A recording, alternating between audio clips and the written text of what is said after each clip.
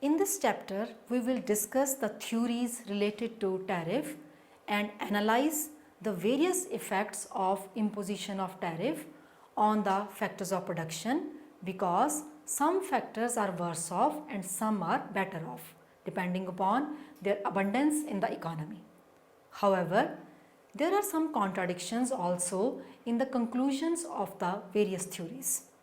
So, we will discuss Mesler and Lerner paradox. After studying this module, you shall be able to illustrate the Stopler-Samuelson theorem and its implications regarding imposition of tariffs.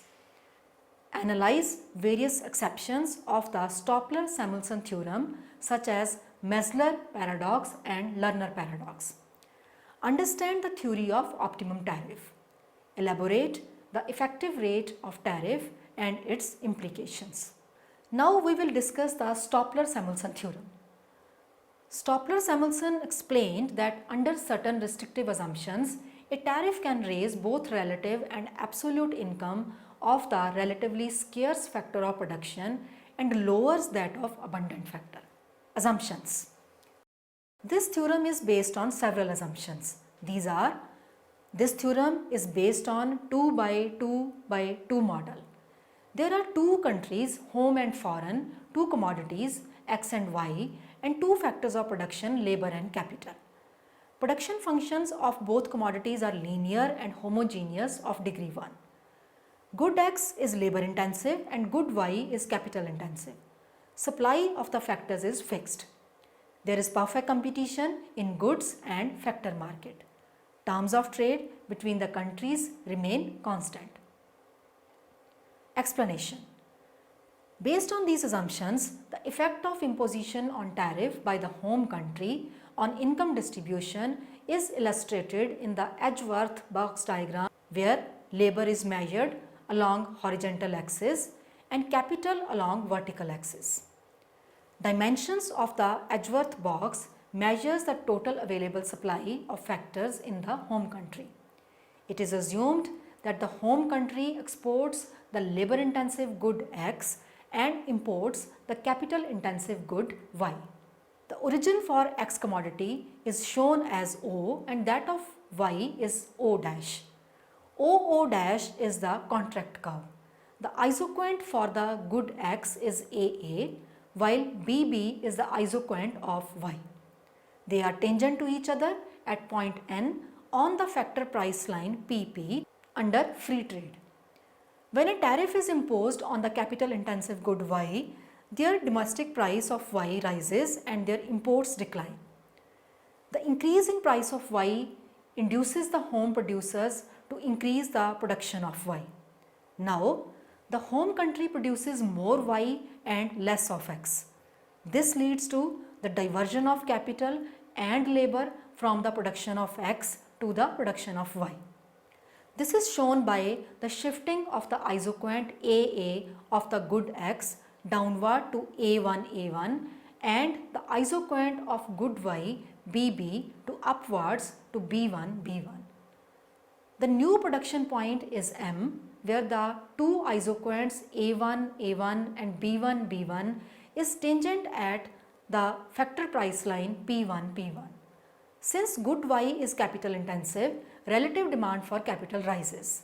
Since there is perfect mobility of factors in the country, both labor and capital will move from industry of good X to industry of good Y.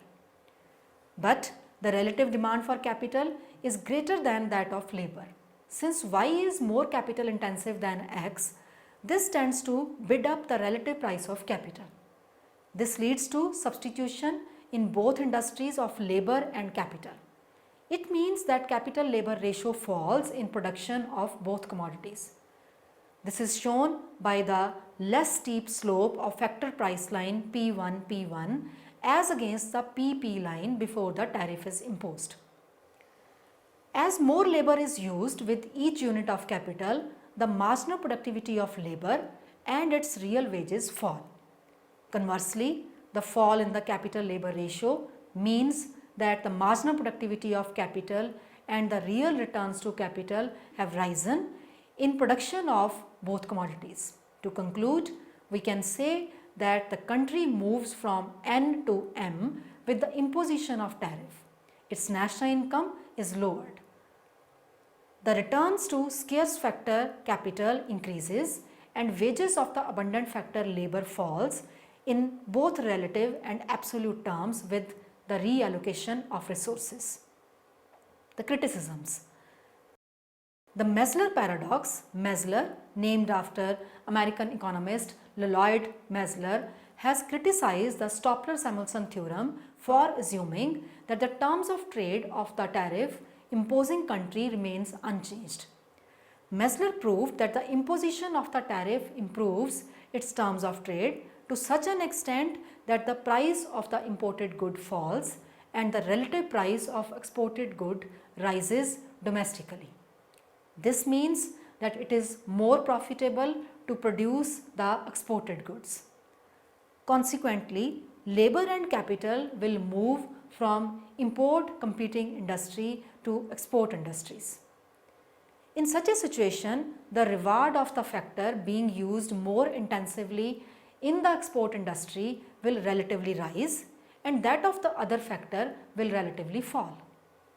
This will improve income distribution in favor of the abundant factor and against the scarce factor. This is contradiction to the Stoppler-Samuelson theorem and is called Mesler paradox. The Lerner paradox.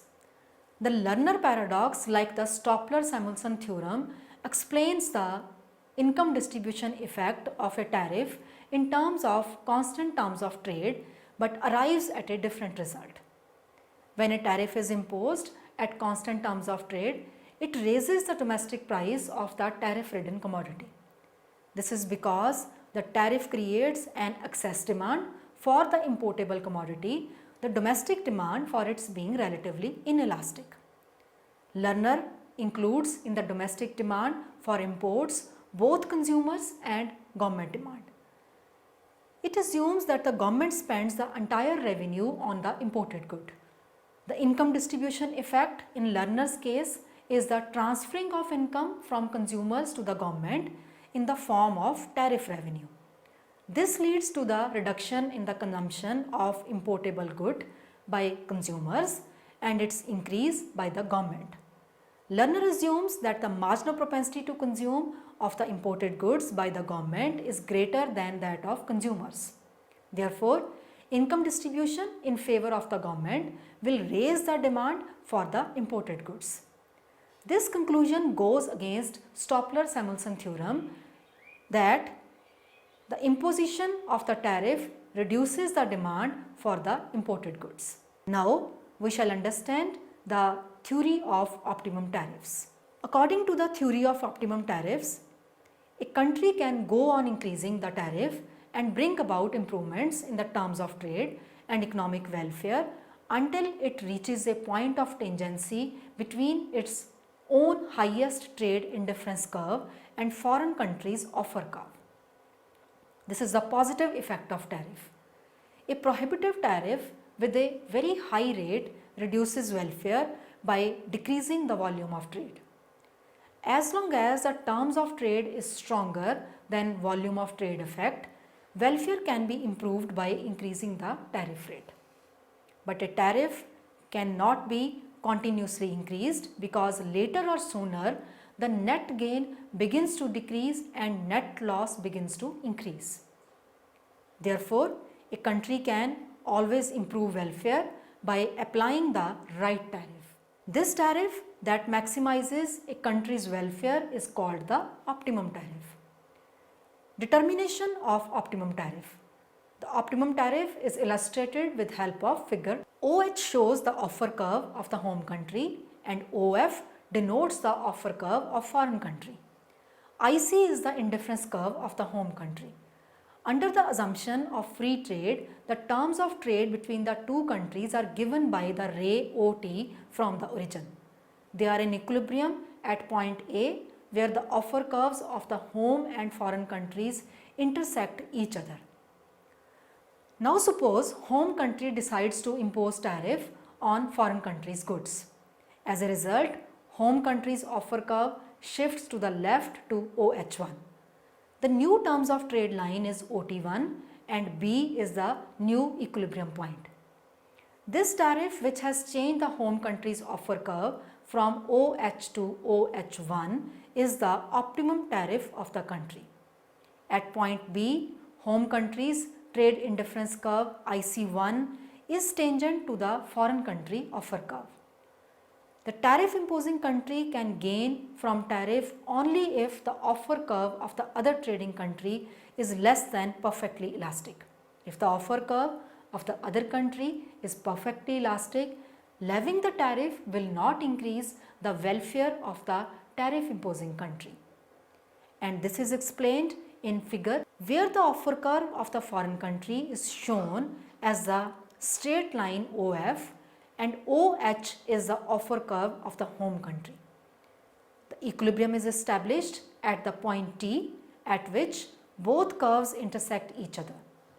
When home country imposes the tariff, its offer curve shifts to OH1.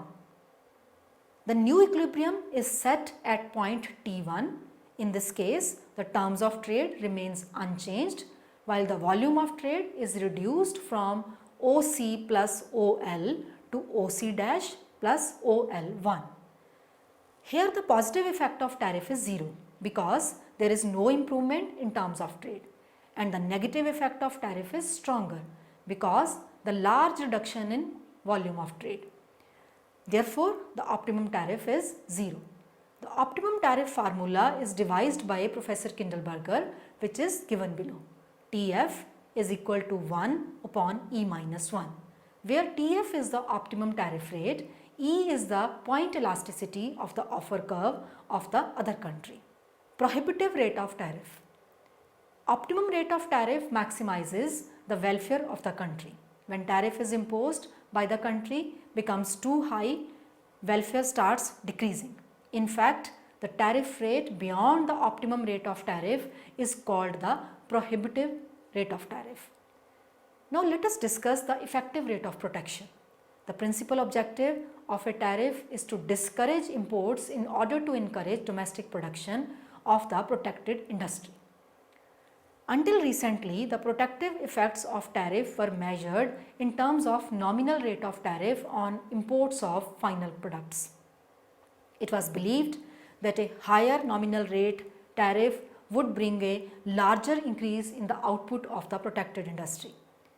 But the various duties imposed by a country are not likely to give a true picture of the degree of production afforded by the nominal tariff rate.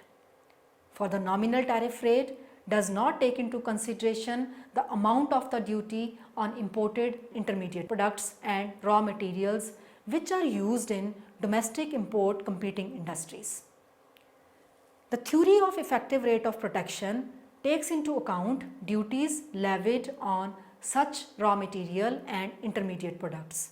It measures actual rate of protection that the normal tariff rate provides to domestic import competing industry. The nominal tariff rate is the rate of duty on the value of the imported final product, as for example the ad valorem tariff. It is of importance to the consumer because the nominal tariff rate affects the price of final goods which the consumers consume. The effective rate of tariff, on the other hand, is important to producers because the degree to which their production activity is protected from foreign competition depends upon effective and not the nominal rate of tariff. Consider the following example. Suppose a locally manufactured car has a selling price of $10,000 and the selling price of an imported car having similar specifications is also $10,000 in the domestic market. If there is no import duty on the imported car, we can easily say that the degree of protection enjoyed by the local car manufacturing industry is 0. In other words, the local car industry enjoys no protection at all from foreign competition. Now we assume that the government imposes a nominal tariff duty of 20% on the imported car. The amount of tariff duty per year levied at 20% ad valorem would come to $2,000. The total selling price of the imported car would add up to $10,000 plus $2,000 equal to $12,000. This would make the foreign car 20% more expensive than the locally manufactured car. Hence, the local car industry can be said to enjoy 20% rate of protection. The degree of protection is enjoyed by the local industry is exactly equal to the nominal rate of tariff levied on imported product. We should note carefully that we assumed here local car manufacturing industry uses no imported inputs. Even if it did, these imported goods are allowed duty-free entry in the country. It would be correct to say that protection enjoyed by the domestic industry is equal to the nominal tariff imposed on the imported product. The question of effective rate of protection would not arise in this case. If we argue that the domestic car industry uses imported inputs, then these imported goods are subject to import duty.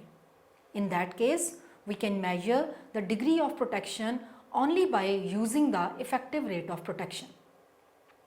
Suppose now that the local car industry uses imported inputs accounting for 50% of the total cost of production. Total cost of producing a car and the rate of duty on these imported inputs on ad valorem basis is 40%. What would then be the effective degree of protection enjoyed by the local car industry? The answer will be as follows. The imported car would sell in the domestic market for a total price of $12,000. This is made up of $10,000 price of car plus 20% duty. The nominal rate of protection is 20%. The locally manufactured car had a selling price of $10,000. This selling price was equal to the cost of producing a car inclusive of normal profits. Of this cost of $10,000, half of it was the cost of domestically purchased inputs and other half was the cost of imported inputs. Now the government has an import duty of 40 on the imported inputs. This means that the cost of imported inputs has gone up by 40%. The imported inputs cost will now come to $7,000, that is $5,000 plus 40% of $5,000. Add to this the domestic input cost is $5,000. The revised prices of locally made car now comes to $12,000.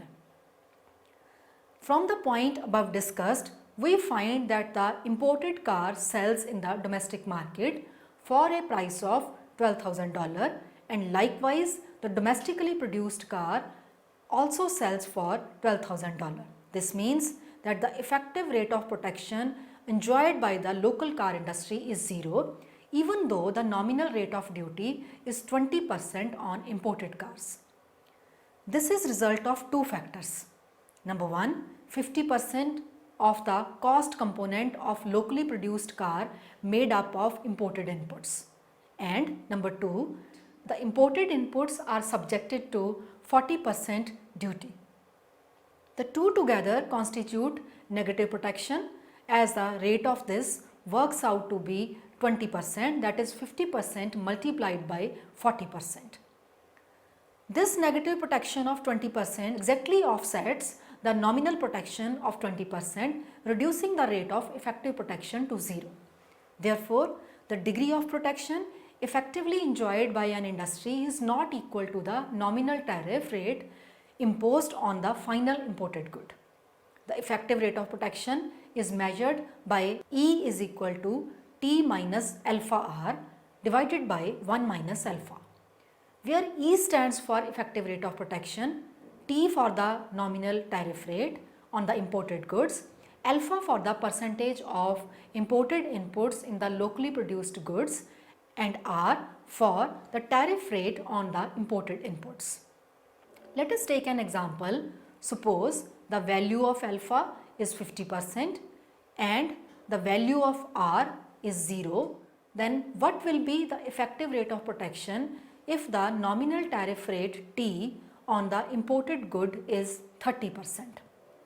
E is equal to 0.3 minus 0.5 multiplied by 0 divided by 1 minus 0.5, which is equal to 0.6 or 60%. In this case, the effective rate of protection is 60%, while nominal tariff rate is 30%. Now suppose tariff is imposed on imported inputs by 10%, then effective protection will be E is equal to 0.3 minus 0.5 multiplied by 0.1 divided by 1 minus 0.5, which will be equal to 0.5 or 50%. If alpha is 0, that is all the inputs are indigenously produced, no imported inputs being used in production, then effective rate of tariff will be equal to nominal tariff rate. E is equal to 0.3 minus 0.5 multiplied by 0 divided by 1 minus 0 is equal to 0.3, that is 30%. We can summarize that if the tariff rate on imported input is higher than that of the imported final products, effective rate will be less than the nominal rate of protection. Let us now summarize what we have learnt in this module. We have seen the various effects of tariff in micro and macro perspectives.